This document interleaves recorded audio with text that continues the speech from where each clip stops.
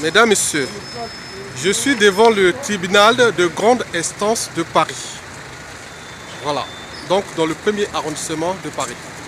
Mesdames, Messieurs, vous savez bien comme moi que pour être élu député, sénateur ou nommé ministre ou élu président de la République n'est pas un métier.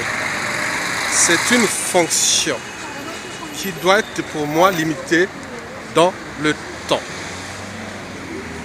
Voilà, être élu ou président de la République est pour moi d'abord un engagement, une volonté politique, une vision, un projet de société.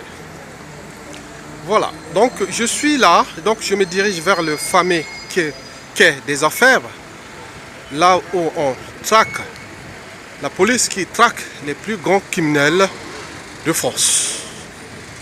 Nous sommes donc au cœur des affaires criminelles. Donc, elle est directement liée à la cour d'assises du tribunal de grande instance de Paris et aussi de l'administration judiciaire et pénitentiaire. Mesdames, Messieurs, comment réformer l'État congolais et restaurer son autorité au plan de l'administration pénitentiaire et judiciaire? Mesdames, Messieurs, vous savez que les 32 ans de dictature de Denis Sassou Nguesso ont créé au Congo un environnement criminogène hors pair.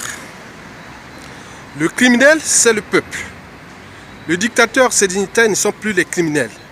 Le criminel de ce peuple. Et alors là, ils prospèrent. Ils sont des hors-la-loi. Ils sont dans le hors-la-loi. Donc pour nous, pour moi, c'est comment repenser l'administration pénitentiaire à l'échelle congolaise, surtout judiciaire. D'abord, il faut que Sassou Nguesso dégage, point barre. Et après, la première priorité, c'est d'abord la sécurité des citoyens, des biens et des personnes. Et puis aussi de la sûreté de l'État, c'est-à-dire les forces, nos forces armées, la gendarmerie, la police et enfin mettre des procédures judiciaires et pénales pour que tous ces mauvais, ces êtres stupides, trop stupides pour être utiles à l'intérêt général. Parce que pour Denis Sassou Nguesso et ses dignitaires qui sont du nord, du sud, de l'est et de l'ouest, l'État c'est eux.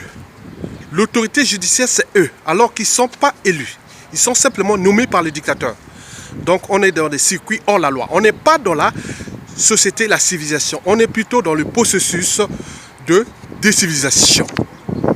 Mesdames, Messieurs, donc la première priorité, je vous le rappelle, dès que Sassou Nguesso tombe, ça sera d'abord de remettre l'autorité de l'État au point de vue de l'administration judiciaire et pénitentiaire. L'État ne peut pas fonctionner sans l'administration pénitentiaire. L'État ne peut pas fonctionner sans l'autorité de l'État, son administration judiciaire et pénitentiaire. Donc, il y aura d'abord, nous allons d'abord mettre hors d'état de nuit près de 3 à 5 000 individus qui sont aujourd'hui au cœur de l'enjeu. Tous ces mauvais qui sont là, qui détruisent un État et son autorité. Donc, il faudra d'abord distinguer quelle catégorie de personnes sera incriminée. Donc, il faut mettre, avant de mettre des procédures, un nouveau code pénal, il faut d'abord mettre des chefs d'accusation pour restaurer dans l'immédiat l'autorité de l'État. Donc il y aura 3 chefs d'accusation. La première va toucher les droits communs. Voilà, parce que les gens, il y a des problèmes de mentalité, des habitudes, des consciences et des comportements, surtout des valeurs immoraux, valeurs immorales, que Sassou Nguesso a instrumentalisé, a détruit tout un peuple, le peuple congolais. Mesdames, Messieurs, nous sommes là derrière devant le quai des Orfèvres. Donc je vous dis qu'il y aura parmi les chefs d'accusation pour les droits communs des affaires criminels, voilà, dont les grands bandits, les grands voyous, voilà, ceux qui ont tué les gens, hors cadre politique. Et après, qu'est-ce que nous allons faire? Nous allons mettre en place aussi des chefs d'accusation en ce qui concerne tous ceux qui ont servi le dictateur Denis Sassou Nguesso. Tous ceux qui ont servi le dictateur Denis Sassou Nguesso. Voilà, qui ont de l'argent et du sang des Congolais dans leurs mains. Donc, après avoir mis toutes ces procédures, donc l'enjeu qu'il y ait tolérance zéro. Donc nous aurons 5000 individus. Déjà, bon, je ne dirais pas des individus, je dirais des produits. Parce que nous devons remettre l'enjeu de l'intérêt général au cœur de la réforme de l'État et de son autorité. Donc de peines de prison seront automatiquement mises en place alors d'une durée de 5 à 30 ans avec des périodes de sûreté de 2 tiers de la peine prononcée. Donc, on est au cœur de l'intérêt général. Donc, alors, comment nous allons appliquer les peines? Bon, il faut bien sûr construire des prisons. Étant donné que pendant la dictature, Sassou Nguesso n'a pas construit des prisons. Il a toujours utilisé tout ce que le colon nous a légué. Et dans les conditions qu'on connaît, c'est plus de bagnes coloniaux que des prisons. C'est là où on emprisonne d'abord les individus du droit commun et aussi des opposants politiques, des dissidents, des résistants à la dictature. Donc, c'est un État hors la loi. Et donc, nous allons les mettre en prison. Donc, il faut construire des infrastructures. Bon, donc, dans ces infrastructures, je pense que il faut d'abord que les prisonniers, ceux qui seront condamnés, seront là pour construire ces infrastructures. Je prends un exemple simple, que nous aurons d'abord besoin de 5000 places dès les 3 premières années. Donc, il faut les construire, ces infrastructures de l'administration pénitentiaire. Donc, pour les construire, donc, nous avons besoin de cette main-d'œuvre gratuite, qui sont d'abord les prisonniers. Bon, je prends un exemple simple. Nous aurons 5 prisons à construire. La première située à plus de 30 km de Pointe-Noire. La deuxième située à plus de 30 km de Brazzaville. La troisième sera située dans l'interface entre la région des Plateaux et de la Cuvette Ouest. Je dirais même autour de Vaud ou Koyo.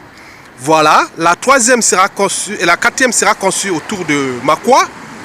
Et la dernière soit à Wesso ou dans la Likwala. Ok? Prenons, une prison doit avoir 5 hectares. Donc,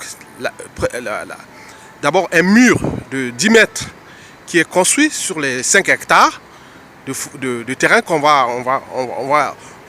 l'État va nous léguer, léguer à l'administration pénitentiaire. Et aussi, parmi ces 5 hectares, donc, le mur de 10 mètres sera construit. Et après, entre le mur et le début de la prison, donc il y aura 10 mètres de large avec un gros trou. Hein, un gros trou. Et dans ce trou, on va le miner. Après, on construit un deuxième mur qui sera grillagé. Et dans ce mur grillagé, et personne ne pourra mettre un système d'électrification. Donc on ne peut pas s'échapper, on ne peut pas se mettre en cavale. Et à l'intérieur, et après, on pourra construire des prisons à ciel ouvert, comme dans le modèle qui a pensé Boton. Hein? Boton en France, il a pensé des nouvelles générations de prisons. Mais au cours actuel du marché congolais, nous pouvons soit la construire par prison, nous aurons 1 million d'euros par prison. Et donc 5 millions d'euros d'investissement. Et donc à l'intérieur, bon, il y aura d'abord, dans cette prison, il y aura d'abord le côté purement de l'administration pénitentiaire, les entrées, les contrôles, autres. Après, il y a le côté des détenus. Et aussi, il faut que les prisonniers deviennent rentables. Donc on ne va pas laisser les gens 5, 10 ans, 15 ans, 30 ans de prison ferme et être nourris gratuitement par l'État. Donc ils vont vraiment payer tout ce qu'ils ont fait du mal pour l'intérêt général. Donc c'est eux qui vont être là avec le côté formation. On va les apprendre au métier de maçonnerie, de ménagement du territoire, de travaux publics, autres. C'est eux qui vont nous construire les écoles, les infrastructures, nettoyer les villes, autres. Bon, avec les statuts du condamné. Bon, à côté, ça c'est 50% de l'activité, elle est gratuite parce que l'État les nourrit. Va les nourrir, va les soigner, voilà. Et à côté, il y a 50% restant pour les entreprises qui seront là. Donc, d'où, dans cet espace judiciaire de l'administration pénitentiaire, il y aura un environnement où les entreprises peuvent venir travailler et ces prisonniers seront payés 70% moins cher pour éviter toute poursuite que le Congo utilise le travail obligatoire. Non, ce n'est pas du travail obligatoire. Donc, eux, ils vont payer l'air mal, donc ils vont travailler à titre bradé pour les entreprises qui vont être au Congo pour faire des travaux qui seront liés à l'État ou voilà. Donc il y a tout à poser là dans ce cadre-là. Donc le prisonnier devient utile pour l'intérêt général. Le prisonnier devient utile pour l'intérêt général. Il n'est plus inutile ou voilà. Donc il faut travailler ça, tout à repenser là. Je pense que en termes de coûts, hormis la construction des infrastructures, mais je pense que ce travail-là pourra revenir moins cher à l'État. Donc les entreprises vont financer la main-d'œuvre gratuite, cette main-d'œuvre qui vont construire et l'État aussi va bénéficier, les collectivités, les villes, voilà. Donc ils vont venir. Donc si on condamne quelqu'un, et après, ils vont là. D'où l'enjeu aussi de mettre, on ne va pas attaquer les gens comme ça. Même si on a des informations, on a des preuves, on a des gens qui ont tué des gens, qui ont fait du mal, on a plein d'informations sur les réseaux sociaux, sur les réseaux images, l'État, les bouches à oreille, et tout ce qu'il va faire. D'où l'enjeu de mettre aussi l'administration, la police technique et scientifique pour les grands délits. Il faut surveiller les charniers, il faut voir. Voilà. Mais je termine pour dire aussi que tous ceux qui ont du sang des Congolais dans leurs mains, qui vont se réfugier à l'étranger, rester au Congo pour... Ne soyez pas des lâches, il ne faut pas fuir, il faut rester. Mais pour ceux qui vont se fuir en Afrique, ça sera très dur. Parce que l'État congolais qui arrive peut utiliser tous les moyens dont dispose un État, dont le ministère des Affaires étrangères et autres liés à la coopération pour vous traquer et vous reconduire au Congo pour que vous venez répondre de vos actes. Et pour ceux qui seront à l'étranger, par exemple en France ou dans la civilisation, ça sera un peu dur, mais il y aura toujours la coopération diplomatique qui sera là, mais nous aussi, au niveau de l'État et des services de l'État, nous pourrons mettre des procédures. Par exemple, monsieur X, il est logé là, dans cet immeuble-là. Il y a un criminel là qui a tué les gens, qui est là, quelque part là. Donc, sur un rayon de 1 km autour, il y a des tracts qui sont distribués de tous les voisinages, que ce monsieur-là, avec ses actes, avec ses crimes, avec des photos. Et donc, le monsieur doit repartir au pays. Et donc, les gens vont voir ça. Sans oublier aussi des images qu'on pourra aussi mettre liées à un clé USB qui est distribué à tous les voisins. Et donc, le gars, il doit être responsable de ses actes et rentrer au pays. Mais si ça ne marche pas, bon, vous savez qu'un État peut utiliser toutes les coups bas, dont les agents chacun, pour le nuire socialement et aussi presque. Bon, nous, le but n'est pas d'apporter l'injustice. On est là pour apporter la justice là où il y a eu injustice. D'où l'enjeu de excusez-moi, il fait froid. Bon, de les responsabiliser. Voilà. Donc, il faut les responsabiliser. Le Congo qui arrive n'est pas une dictature, c'est une démocratie. Donc, vous avez commis des actes abominables. Voilà, et abominaux. Bon, donc, il faut que vous reveniez répondre de vos actes. Mais si vous ne venez pas comme ça, et donc, vous serez traduit. L'État utilisera tous les moyens qui seront à sa disposition pour vous pour rendre justice au peuple souverain. Après, bon, donc après, il faudrait attendre d'abord l'installation des nouvelles institutions, le nouveau code pénal, le nouveau code civil, et tout ce qui sera par la suite. Mais dans l'immédiat, la priorité, c'est d'abord de réduire le volume des criminels qui sont aujourd'hui au Congo post-dictature Denis Sassou Nguesso. Voilà. Voilà tout un projet. La priorité, d'abord, l'administration judiciaire et pénitentiaire, avec des mesures provisoires qui seront d'abord de réduire dans la population générale ce volume de criminels, cette quantité de criminels. Et aussi, bon, il y a aussi la ramassage des armes. Par exemple, quelqu'un qui vous met des procédures de délation. Ceux qui ont des armes, qui sont avec eux, donc s'ils ne viennent pas là, si on retrouve que vous avez des armes, et à ce moment-là, vous avez encore 10 à 20 ans de prison ferme. Donc, on va réduire là pour que le Congo retrouve le droit de l'individu, le droit à la vie, le droit au bien, le droit à la société et à la civilisation. La civilisation, je la pense comme l'avait déjà pensé Condorcet en 1789-95 après la Révolution française. C'est-à-dire il était possible de passer de la barbarie à l'état du droit, du civil ou du civilisé. Quels que soient les droits positifs en vigueur ou les autres facteurs locaux tels que la tribu, l'ethnie, la nationalité ou la religion. Mesdames, messieurs, je vous laisse là comme je vous ai trouvé, sans mort d'homme. Je ne donne que des idées. Je vous dis qu'être ministre ou président de la République n'est pas un métier. C'est une fonction qui doit être limitée dans le temps.